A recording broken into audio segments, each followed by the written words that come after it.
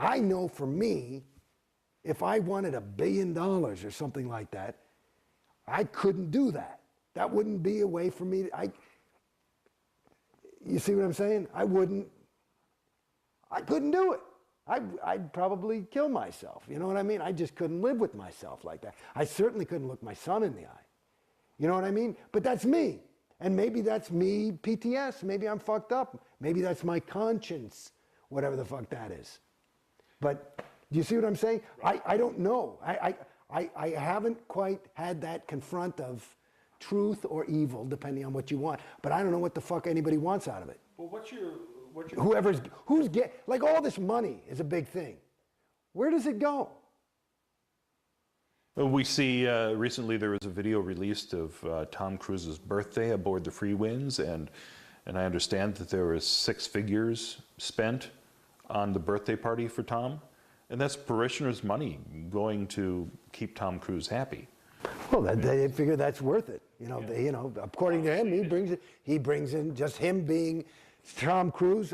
Per their viewpoint, he probably brings in $100,000 a day for this church in terms of interest and positive public relations, and so 6 figures ain't dick. Right. It's certainly, you could throw a party for him every day and it wouldn't really put a dent in their bank account. So I don't know what a party, people like to get mad at COs who take these big things, and Tom Cruise is party, and there was the fucking Free Winds is, let me tell you, is a flea bag. I mean, it's not a fucking nice boat, I mean, I've been on that thing. I got seasick every time. So. But speaking of Tom Cruise, you were talking earlier about your identity being stripped and being replaced with that of Scientologist, and certainly you can see that in Tom Cruise and in the recent videotape that was released. Yeah, but I would suspect that that's what's happened, and he was off for a while, and he's in gung-ho. I'm sure he went through a big ethics cycle and woke up, because he probably had some trouble with his wife and he found his ruin. I think he's probably, I would just, maybe he has trouble with girls or something like that. That might be his whatever. I don't know. Anyway, he's. But at any rate, he seems like the ideal of what a Scientologist should be. I mean, dedicated. Well, I was in there. COB called me the poster boy for Scientology. I was as gung-ho as you could get. How did it turn around for you? Why did you start to doubt? Well, it not only didn't work anymore, the more auditing I did, which I was more and more encouraged to do, the worse I got. I was starting to go fucking crazy. And it was fucking me up. How far up the bridge did you go? I'm a Class 5, OT5. I've done all my L's. Done a lot of, what do you call those fucking things? All those other courses, data series things, and blah, blah, blah. You know what's interesting to me? There was a big thing about maybe 2 years ago, or a year and a half ago, that everybody wanted you to listen to your congresses, which is a Congress was this, meeting that LRH had starting in early 60s, and he would get a group of people together and he would give a series of lectures on X. And usually it all really had to do with clearing, because all the congresses were having to do with clearing. And well, let me give you, remember that I'm talking about the congresses. I'm going to give you the unabridged version. Is that okay? Sure. You sure? I got time. Okay. When I was in that TR's course, my very first week in Scientology. Now again, I'm an actor, so communication is something I kind of do for a living. And that's a whole course about communication. So I felt like I'm pretty good at this naturally. And one of the exercises is they use Alice in Wonderland, which has got full of these wild kind of sentences, and you take it and you read it to yourself and then you deliver it as your own.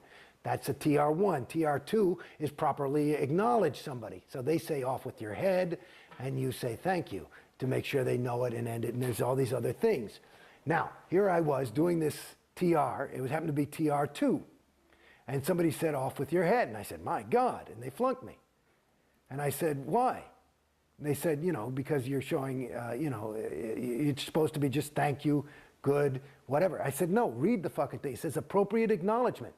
If somebody says off with your head, why do you think he chose Alice in Wonderland? And they bring the head technical person in the fucking place, and they're all invalidating the shit out of me, and I'm sticking to my guns. I finally am crying. I said, you guys are fucking wrong.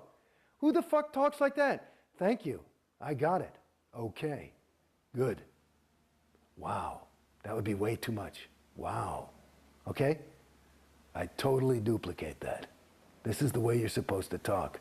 I'm really talking to you. But do you see how I'm not? So it's there. This is perfect in terms of their idea.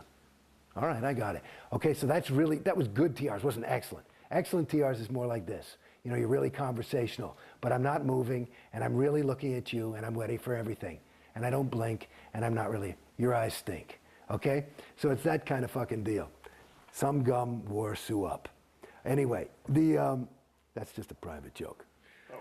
You know that one, right? Anyway, Mu Gu Gai Pan. These are words that just, you can talk gibberish in Scientology to help you learn your TRs. And one of the things written down is some gum wore Sue up.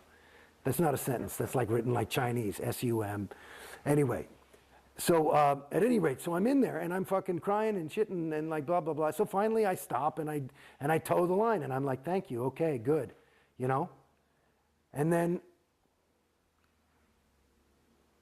about 4 years later, in some event, COB, David Miscavige says, hey, there's been this big breakthrough in this golden age of tech. Fucking piece of shit. One of the things is, here's the real thing. People have been doing the improper acknowledgement. You're supposed to have, it says appropriate acknowledgement. And they have LRH on tape saying, you know, somebody said off with your head, and he goes, my God, that's the right way to do it. So here I was, this guy, first day of school, and I had it right. Now, cut two. You're asking me how I got out. So I'm in the fucking thing, and they keep telling me I got to do this action, and I got to do this, and you got to do this sec checking, and all this shit. And I'm like, you fucking people, I wouldn't show up here if I wasn't ready. And there would be sec checking, which is basically asking me for my crimes and charging me I probably paid 50 grand, excuse me, in sec checks to get this shit together, because everything was fucked up, so it must be that I'm fucked up. And I kept saying, these sec checks are killing me. And this is the standard tech now, this is the golden age of tech. And I finally just said, you know something, motherfuckers? I don't care, you could get LRH to fly down here back from fucking Target 2 and tell me that I am fucking doing it wrong. I am not going in session and doing this shit. You guys are fucking killing me. I am here to tell you, you're fucking me up. So I'm out of here until you fucking wake up, okay? And then they come back to my house and they're offering me free auditing. I say, show me where free auditing is standard. You're not giving me standard tech, now you want to fix it by more unstandard shit? Get the fuck out of here. You ask Griffey Blythe and the whole rest of those motherfuckers at AO if this is a lie. It's the fucking truth. And I'm out. And then they call, and I just went on course because I couldn't take any more of this fucking auditing. It was killing me. So then they come out with this thing, and they, Jason, you have to see this. I wouldn't even go to events, you know? Because me, I'm at events, everybody's like, hey, how you doing? And I go, good. I just couldn't fucking lie anymore. I'm ready to fucking die, you know? And I told them, I'm not going. I can't participate. Because my role was like Jason Beghe. I couldn't be like, yeah, well, I'll tell you the truth, I'm fucked up. I hate OT5, and everything's going fucking shitty, and it's fucking not working, and it's costing me a shitload of money, and I'm more unhappy than I've ever been in my entire fucking life. What would happen if you spoke truthfully? Well, I would tell that truth. I would talk to RTC and all these things, but it's bad PR. It's none of anybody else's business. You're not supposed to talk about your case.